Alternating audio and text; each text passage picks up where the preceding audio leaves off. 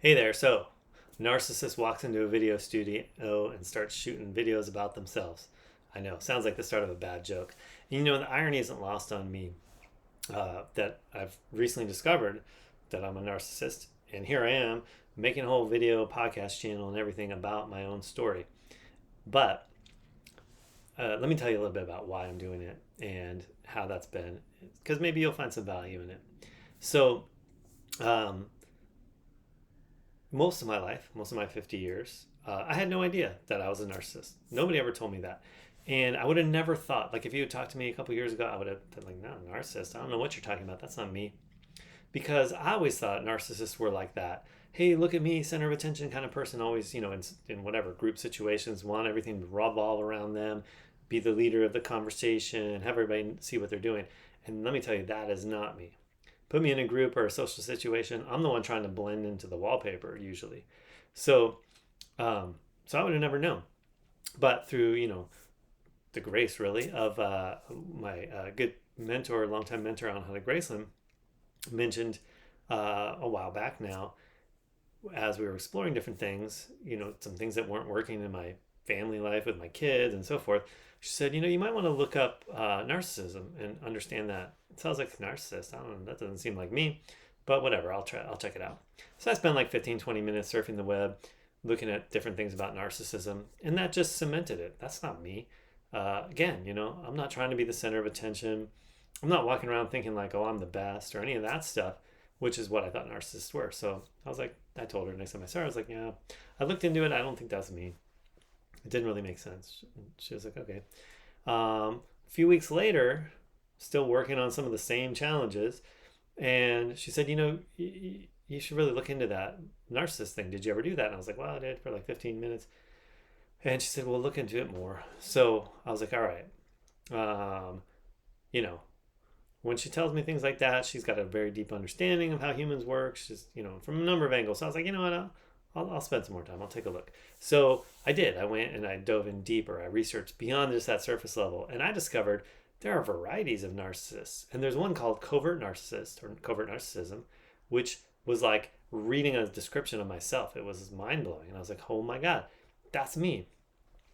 And it was kind of like transformational because what it did was allowed me to make sense out of so many micro interactions that have happened over my lifetime that never really made sense all the way. Though I never had time in my own, operating, trying to figure out this world and be safe or okay, to realize that that was different, we'll say, than how other people were experiencing life. But once I understood some of the aspects of covert narcissism, it was like, oh my gosh, that's why when I respond the way I do to people, they're like, what the hell are you talking about? Or when I don't respond or I don't act the way that's expected. And then it also explained why when I am in situations, particularly when people who are closer to me or know me better, and they're expressing something to me or saying something, I immediately feel this panic of like, I got to figure out what they want from me so I can respond the right way.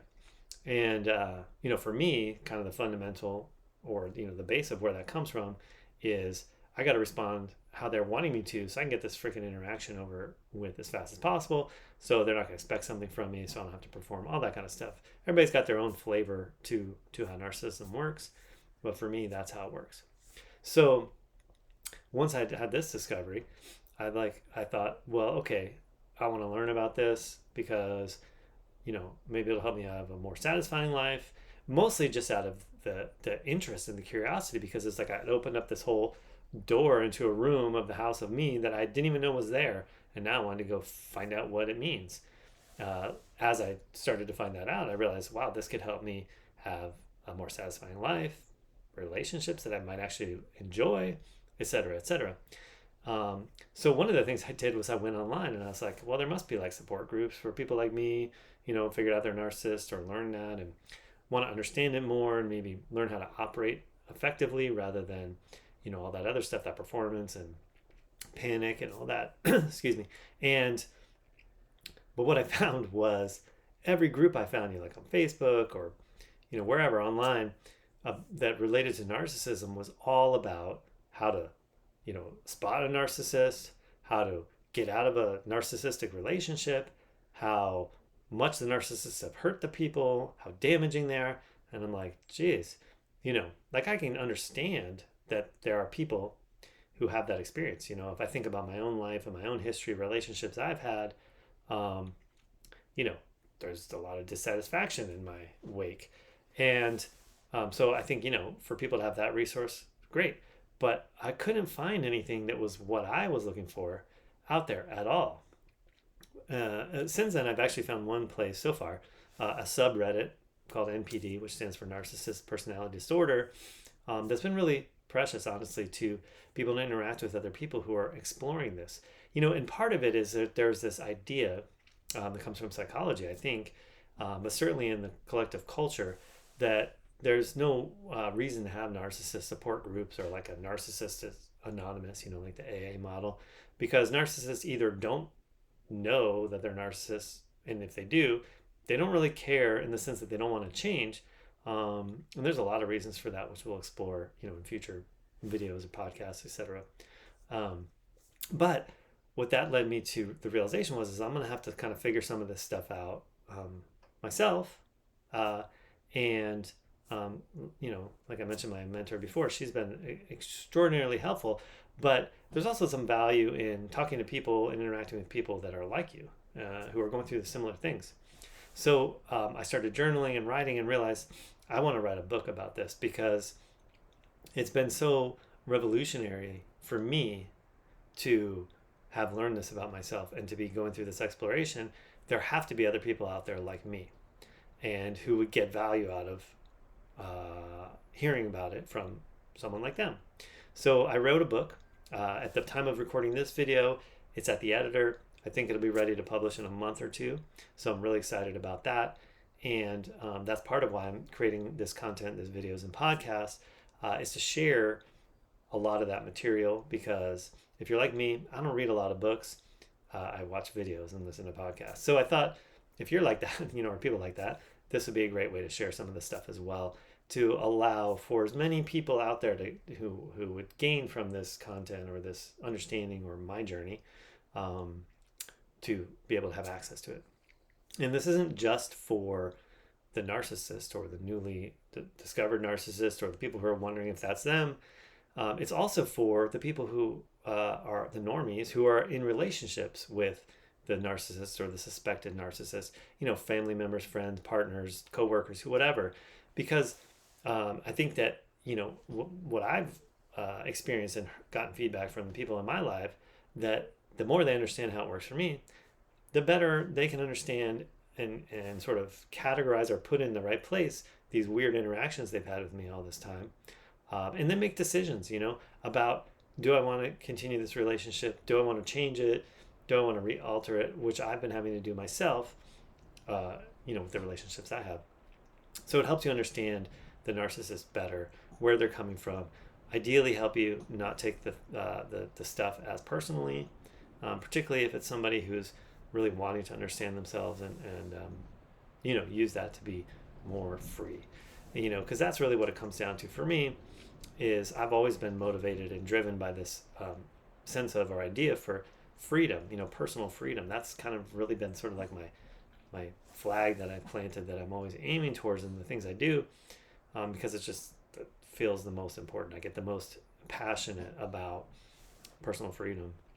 And I've done a lot of stuff over these many decades, really, to try to learn that more and be more of that. And nothing has been as fundamentally changing as this new understanding and exploration of narcissism, because what I couldn't understand before, what didn't make sense, like there was always this block. Because I'll tell you something that I think is probably true with most narcissists, is that we don't know, and really we have no way of knowing this, that the way we experience and understand the world is different than how normies do.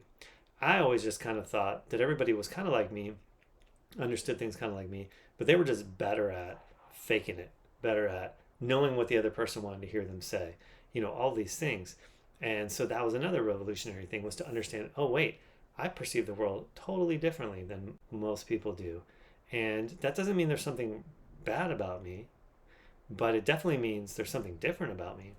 And so understanding that, gaining self-acceptance about that, like I'm not just some bad person, but then taking responsibility for that difference and then shaping my relationships, informing my world, like, hey, this is me, right? I mean, an example would be, if you have a friend or loved one who comes to you, or I'll talk about it in the first person, comes to me and is expressing something emotional. In the past, what I would do is immediately go into sort of a panic, because it's like they're wanting something from me. I don't know exactly what it is. I mean, I kind of know generally, but I got to fake it, because I don't like have the feeling that to share, to reflect back to them emotionally or whatever the case is. So I'll fake it. And now I've understood that is a waste of time for me, likely for them too, because they're just getting, fake response. Even if they think they want it, what I'm learning is that there's always like that flavor, that hint of the fakeness. And so it's never satisfying for either of us. Much better now for me to say something like, hey, I'm thinking that you're wanting some kind of emotional response here. And I totally, get it, that's something you're wanting. And frankly, that's just not how it works for me. I don't have that empathetic response. So if you're looking for that, better to find that from somebody else in your life. However, I'm really good at problem solving, strategic thinking, stepping back and looking at the big picture without kind of the emotional overlay. So if you're looking for that, then I'm totally the person to talk to about it. But just understand that's what you're going to get from me, not the other. And so, do with that what you will. And I'll tell you, in the world of relationships, like the worst thing you can do is not care, right? And so it's like, in a certain sense, that's what I'm saying in that, like, or that's how people perceive it. Like, I don't care. And it's not that I don't care, it's that my care looks different. And so that strategic thinking, that problem solving, that kind of stuff, that's really how I show care, not in the emotional, empathic way. So anyhow, that's just an example of kind of some of the stuff we'll be going through, I'll be covering in the content. And then the other thing I wanted to say about this video channel, this podcast, is that, I wrote the book and I got to a complete point with it and started editing it myself. And now, like I said, it's on to an editor now. But life keeps happening, right? Week after week has gone by. I keep having experiences, new revelations, new understandings, new insights, new confusions. And I'm like, oh, I should have put that in the book. Oh, that'd be a great story for the book. But I can't just keep writing the book forever. So on this channel, what I'm going to do is really go over a lot of the content from the book, but also bring in the new understandings and new stories and new things that have happened, rather than just writing a book forever. Who knows? Maybe there'll be a volume 2. I don't know.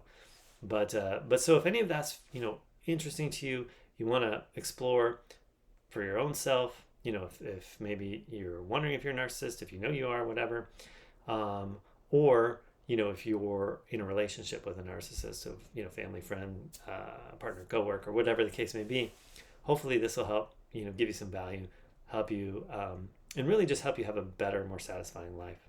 So that's my goal. So stay tuned for future episodes. Subscribe, like this video, put some questions or thoughts in the comments. Hopefully not too mean, but there's a lot of misunderstanding, I think, about narcissism out there, perpetrated primarily by the narcissists themselves. And so, do with that what you will. All right, you take care. Stay tuned for future episodes, and so glad you're here and watching.